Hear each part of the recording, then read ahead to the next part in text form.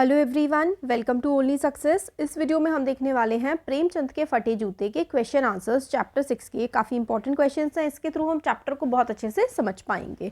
तो पहला क्वेश्चन है, प्रेमचंद के जीवन से आज के युवाओं को क्या सीख लेनी चाहिए। तो जो प्रेमचंद की पूरी लाइफ रही है, आज के जो यंगस्टर्स हैं उनको प्रेमचंद के जीवन से क्या सीख लेनी चाहिए, लेसन क्या सीखना चाहिए कि भाई क्या है था उनकी लाइफ में।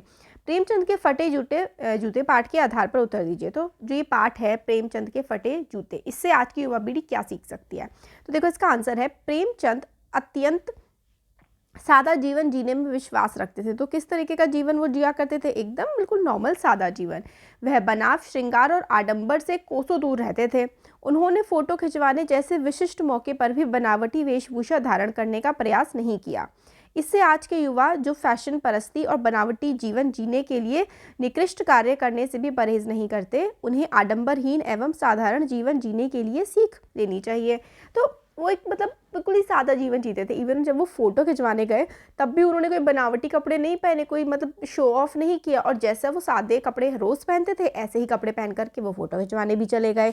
तो आज के जो युवा हैं वो फैशन परस्त हैं, मतलब पूरी तरीके से आडंबर में या फिर झूठ में जी रहे हैं और दिखावा करने की बहुत ज़्यादा कोशिश करते हैं और उसके लिए काफ़ी गलत काम भी कर लेते हैं। तो यही हम लोगों को है कि बताया गया है इस चैप्टर में कि कैसे मतलब हम लोग सादा जीवन जी करके भी अपने विचार इतने उच्च रख सकते हैं कि आज प्रेमचंद के बारे में हम पढ़ रहे हैं। वो कोई दिखावे में विश्वास नहीं रखते थे, वो अपने काम में विश्वास रखते थे। तो उनकी जीवन से हमें यही सीख लेनी चाहिए। नेक्स्ट क्वेश्चन है, प्रेमचंद ने फटे जूते भी अपनी फोटो खींच ली, पर लेखक ऐसा कभी नहीं करता। क्यों? प्रेमचंद ने तो फटे जूते पहनकर भी फोटो ले ली, बट लेखक ऐसा कभी भी नहीं कर पाते। तो ऐसा क्यों है? तो देखो इसका आंसर है, प्रेमचंद स्वभाव से सहज तथा सरल थे।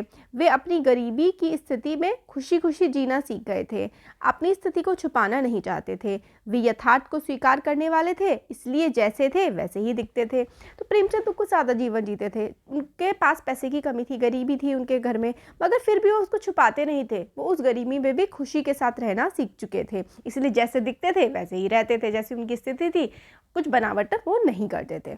उन्होंने फटे जूतों के साथ फोटो खिंचवा ली। लेखक को उस स्थिति में हीनता और कमी नजर आती है, वह इसे छिपाना चाहता है, इसलिए इस दशा में फोटो नहीं खींच पाता। उसमें वास्तविकता का सामना करने का साहस नहीं है। तो लेखक कहते हैं कि प्रेमचंद तो मतलब इतने महान थे कि उन्होंने अपने जीवन को किसी से छुपाने की कोई ज़रूरत ही नहीं समझी। बट लेखक अपने लिए कहते हैं कि भाई मैं तो कभी भी फटे जूते पहन करके फ़ोटो नहीं खिंचवा पाता, मैं अपनी वास्तविकता, अपनी रियलिटी किसी के सामने नहीं ला पाता कि मेरे पास पैसे की कमी है। तो राइटर ये कहते हैं कि प्रेमचंद बहुत महान थे और वो जैसे थे वैसे ही सबके साथ दिखना चाहते थे, मगर मैं भी और आज के बाकी लोग भी मतलब थोड़ा दिखावा करने की कोशिश करते हैं। जो कमियां हैं हम में उनको छुपाने की हम कोशिश करते हैं। नेक्स्ट है, गंदे से गंदे आदमी की फ़ोटो भी खुशबू देती है के माध्यम से लेखक क्या कहना चाहते हैं। लेखक कहते हैं गंदे से गंदा इंसान हो फिर भी फ़ोटो में तो बड़ा ही अच्छा दिखता है। तो इसका क्या मतलब है राइटर के अकॉर्डिंग, राइटर इस बात से क्या कहना चाहते हैं। तो देखिए, इस वाक्य के द्वारा लेखक ने समाज में व्याप्त दिखावे और फैशन परस्ती पर व्यंग किया है। दिखावा चाहे कैसे भी दिखता हो, अगर फिर फोटो खिंचवानी है तो बड़े अलग अलग से फेस, और आजकल तो फ़ोन में खूब फिल्टर्स लगाए जाते हैं, है ना। आप लोग लगाते हैं फिल्टर्स? बताइएगा। लोग अपनी फ़ोटो खिंचवाते समय दूसरों से कपड़े, टाई, जूते आदि उधार मांग लेते हैं, केश सज्जा करवाते हैं ताकि उनकी फ़ोटो सुंदर आए। तो लोग अपने फ्रेंड्स से कपड़े ले लेते हैं, उनका मेकअप ले लेते हैं, बाल सेट करवाते हैं, है ना। तो कितना कुछ दिखावा करते हैं एक फ़ोटो के लिए। वह अपनी फ़ोटो खिंचवाते समय अपने बैठने का ढंग, मुख मुद्रा, मुस्कान आदि का विशेष ध्यान रखते थे। आप कैसे बैठे हुए, कौन सा पोज मार रहे हो, कैसे स्माइल कर रहे हैं, हम लोग हर चीज़ का ध्यान रखते हैं ना, बिल्कुल पोज मार के फ़ोटो खिंचवाते हैं। तो राइटर यही कह रहे हैं कि क्या ये सब ड्रामे चल रहे हैं जिससे उनकी फ़ोटो अच्छी आए, है ना। हम लोग ये ट्राई करते हैं कि हमारी फ़ोटो अच्छी से अच्छी आए, दिखावा करते हैं हम सब।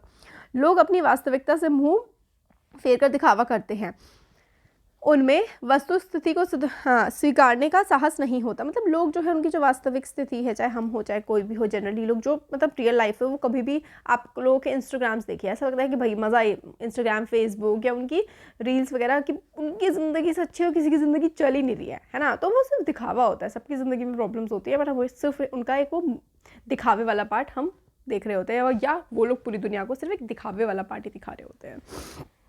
तो ये चीज़ राइटर कहते हैं कि ये सब चीज़ें ठीक नहीं है। नेक्स्ट क्वेश्चन है, प्रेमचंद फोटो में कैसे नजर आ रहे थे, कैसे लग रहे थे प्रेमचंद फोटो में? तो आंसर है फोटो में प्रेमचंद अत्यंत साधारण सी वेशभूषा में नजर आ रहे थे, बहुत सादे कपड़े पहने हुए थे। उनके साथ में उनकी पत्नी थी, वे कुर्ता धोती पहने सिर पर टोपी लगाए हुए थे। वाइफ भी थी उनके साथ प्रेमचंद के उनकी, और उन्होंने कपड़े क्या पहन रखे थे? प्रेमचंद ने कुर्ता धोती और नॉर्मल सी टोपी लगा रखी थी। पाँव में कैनवस के बेतरतीब बंद वाले जूते थे, जिसकी लोहे की पतरी गायब थी, पर उन्हें किसी तरह बांध लिया गया था। बाएं पैर के फटे जूते से उनके पैर की उंगली दिख रही थी। तो प्रेमचंद के फटे जूते, इसी फोटो में जो उनके पैर के जूते में जो होल हो रहा था, फट रखा था, उसके बारे में ये पूरा चैप्टर है। तो ऐसे ही वो फोटो में नज़र आ रहे थे। नेक्स्ट क्वेश्चन है, आपकी दृष्टि में वेशभूषा के प्रति लोगों की सोच में आज क्या परिवर्तन आया है? तो आपको क्या लगता है कि आज लोग कितने कॉन्शियस हो गए अपने कपड़ों को लेके? बहुत ज़्यादा, है ना? आंसर है, आज के समय में लोगों की सोच और दृष्टिकोण में काफ़ी बदलाव आ गया है। लोग प्रथम मुलाकात में व्यक्ति का स्वागत सत्कार उसकी वेशभूषा देख कर करते हैं। हम लोगों का करेक्टर जज करने लगते हैं उनके कपड़ों से, या फिर उनका लाइफ में स्टेटस कि भाई कैसे कपड़े पहने हैं, खराब है तो गरीब हैं, अच्छे हैं तो अमीर हैं, और उसी तरीके से हम लोगों के साथ बिहेव भी करने लगते हैं। आज गुणी से गुणी व्यक्ति भी अच्छे कपड़े के अभाव में आदरणीय नहीं बन पाता। तो चाहे किसी इंसान में कितना भी गुण हो, कितना भी वो लायक हो, अगर उसके कपड़े अच्छे नहीं हैं तो कोई इसको रिस्पेक्ट नहीं देता है। ये सच्चाई है आज की। ऐसे में लोग अपनी वेशभूषा के प्रति विशेष रूप से सजग हो गए हैं। तो मतलब अच्छे ही कपड़े पहनने हैं, लोग बहुत ज़्यादा ध्यान रखते हैं। लोग अपनी हैसियत जताने के लिए अच्छे कपड़े पहनते हैं, ऑब्वियस सी बात है ना।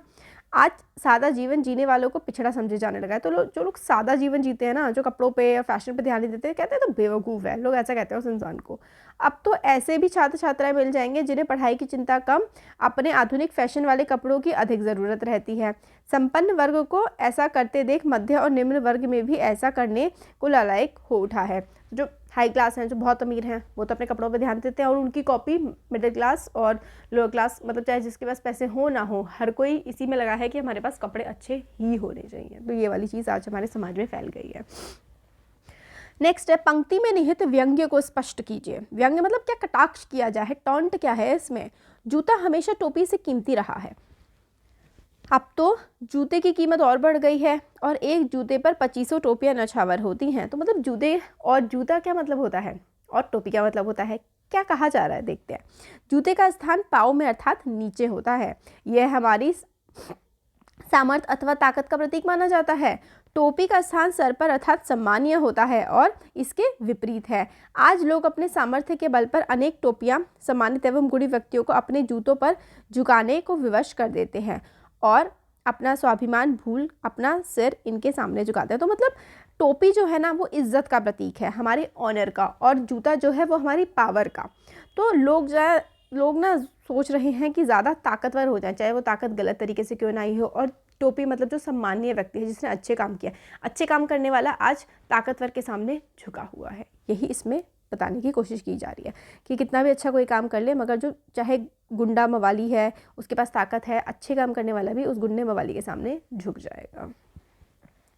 नेक्स्ट है, तुम पर्दे का महत्व ही नहीं जानते, हम पर्दे पर कुर्बान हो रहे हैं। इस पंक्ति में निहित व्यंग्य को स्पष्ट कीजिए। तो राइटर प्रेमचंद को कहते हैं तुम्हें तो पर्दे का मतलब ही नहीं पता, और हम पर्दे पर कुर्बान हुए जा रहे हैं। तो इसका देखो मतलब ये है, लोगों में एक प्रवृत्ति आदत होती है अपनी बुराइयों को छिपाने की या उन पर पर्दा डालने की। मतलब हम लोग की जो भी हमें बुराइयां होती हैं, हम क्या करते हैं, पर्दा डालते हैं। घर में कोई कबर्ड होगी, गंदगी मची पड़ी होगी, और क्या करते हैं, पर्दा डाल देते हैं। पीछे क्या है हमें पता ही नहीं है, हम अपनी कमियों को छुपाते हैं।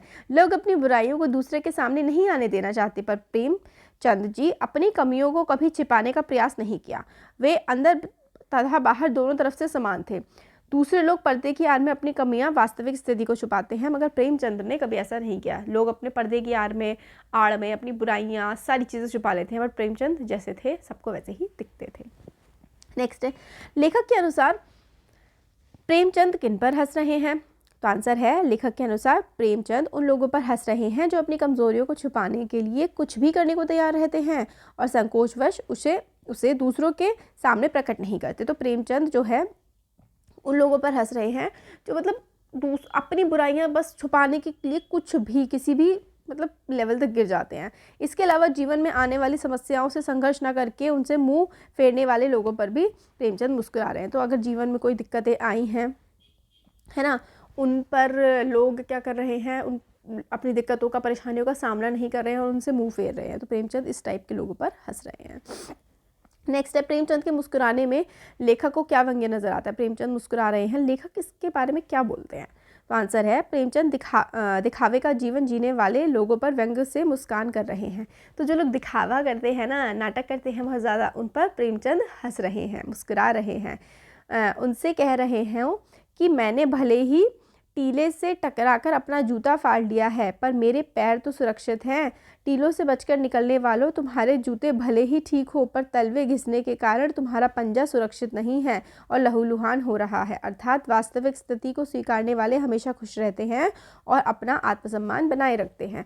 तो जो अपनी जो भी कंडीशंस हैं उसको इंसान अगर स्वीकारता है और फिर अपनी प्रॉब्लम्स का सामना करके उसको बेहतर बनाने की कोशिश करता है, तो वो इंसान खुश रहता है। भले ही उसका जूता फट जाए, मगर उसका जो तलवा है, यानी कि उसकी जो इज़्ज़त है, उसका जो आत्मसम्मान है, वो हमेशा बना रहता है। तो जो लोग सिर्फ अपने दुखों को, तकलीफ़ों को, परेशानियों को छुपाने की कोशिश करते हैं ना, और उस पर कुछ एक्ट नहीं करते, प्रेमचंद उन पर व्यंग्य कर रहे हैं। नेक्स्ट क्वेश्चन है, ये हरिशंकर परसाई ने प्रेमचंद का जो शब्द चित्र हमारे सामने प्रस्तुत किया है, उससे प्रेमचंद के व्यक्तित्व की कौन कौन सी विशेषताएं उभर कर आती हैं? जो बताया है ना इस चैप्टर में प्रेमचंद के बारे में, उससे हमें क्या क्या पता लगता है। तो देखो, प्रेमचंद के व्यक्तित्व की ये विशेषताएं हैं। प्रेमचंद आजीवन संघर्षशील रहे, उनको समझौता करना मंजूर नहीं था, तो पूरे जीवन उन्होंने अपना स्ट्रगल किया है। प्रेमचंद एक स्वाभिमानी व्यक्ति थे, उन्होंने जीवन भर मानवीय मर्यादाओं को निभाया है। उन्हें कृत्रिम जीवन पसंद नहीं था। वे सादा जीवन, उच्च विचार पर विश्वास रखते थे। जीवन भर सामाजिक कुरीतियों और रूढ़ियों का निर्भीकता से उन्होंने विरोध किया। प्रेमचंद एक महान साहित्यकार, उपन्यासकार और युग परिवर्तक थे। तो मतलब बहुत ही बड़े, मतलब ये उपन्यासकार थे, बहुत ही अच्छे अच्छे उन्होंने नॉवेल्स लिखे हैं। साहित्यकार थे, हिस्ट्री के बारे में भी जानते थे, और युग परिवर्तक थे, यानी कि इन्होंने उस समय की जो कुरीतियाँ थी समाज में, बुराइयाँ थी, उनके बारे में खूब लिखा है, मतलब लोगों को जागरूक किया है। नेक्स्ट है, पाठ में टीले शब्द का प्रयोग किन संदर्भों को इंगित करने के लिए किया गया है? तो टीले का काफ़ी ज़्यादा यूज़ है, तो किन चीज़ों के लिए इसका इस्तेमाल किया है? तो पाठ में टीले शब्द का प्रयोग जीवन में आने वाले संघर्षों, मुसीबतों, कठिनाइयों, समस्याओं, परेशानियों, सामाजिक कुरीतियों, शोषण तंत्र आदि के लिए किया गया है। तो टीले शब्द का प्रयोग जो है वो जीवन में आने वाली दिक्कतों, परेशानियों और जो भी शोषण हो रहा है, समाज की जो बुराइयां हैं, आपके जीवन में जो बुराइयां हैं, या फिर आपके खुद में, आपके आसपास जो भी गलत चीज़ें हो रही हैं, वो सब क्या है, टीले हैं, और उनसे हमें पार जाना है। बस यही टीले का मतलब है। तो यही कुछ इसके क्वेश्चन आंसर्स थे, आप लोगों ने देख लिया। अगर आपको अच्छा लगा है तो वीडियो को लाइक करिए, चैनल को सब्सक्राइब करिए और शेयर करिए। Thank you.